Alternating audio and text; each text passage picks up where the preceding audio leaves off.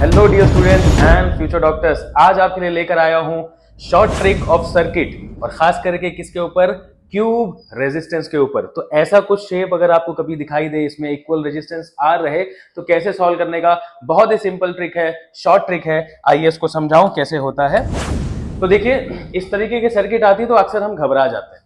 तो वैसे इसका जो एक्चुअल तरीका है सॉल्व करने का वो है किरचॉफ लॉ से। लेकिन अगर आपको फटाफट शॉर्ट में एकदम बेहतरीन 2 से 3 सेकंड में, 4 सेकंड में अगर आपको आंसर चाहिए तो एक ट्रिक को याद रखना। देखिए यहां पे अगर आपको दिख रहा होगा इफेक्टिव रेजिस्टेंस ए और बी के बीच में 7R/12 है।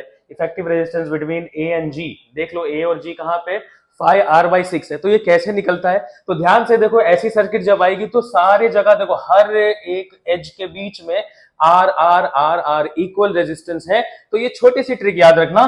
ट्रिक इस तरीके से है, तो पहले लिखना E F G, sorry E F B, ठीक है। ई मतलब क्या, एज। एफ मतलब क्या, फेस का डायगोनल। बी मतलब क्या, बॉडी का डायगोनल। ये क्या है मैं आपको बताता हूं। एज मतलब अगर आपसे पूछा है ये एज और ये एज के बीच में बताइए कितना रेजिस्टेंस है, या फिर ये एज और ये एज के बीच में पूछा है बताइए कितना रेजिस्टेंस है, तो उसकी बात कर रहे हैं ई।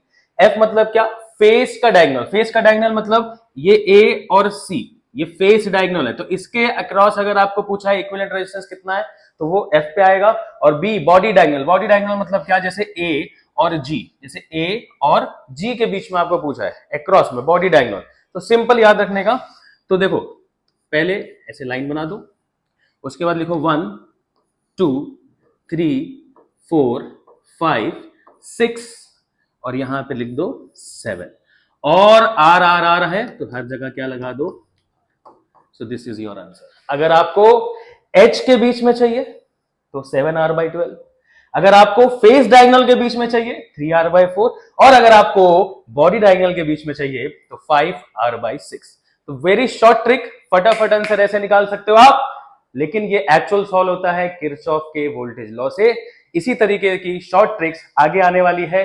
रेजिस्टेंस को, इक्विवेलेंट रेजिस्टेंस को, अलग अलग टाइप के इन्फिनाइट सीरीज प्रॉब्लम, सारी जितने भी बड़े क्वेश्चंस हैं जिसको टाइम लगता है सॉल्व करने में, उनके लिए शॉर्ट ट्रिक है जो कि आगे आने वाले वीडियोस में आपको मिलेगी।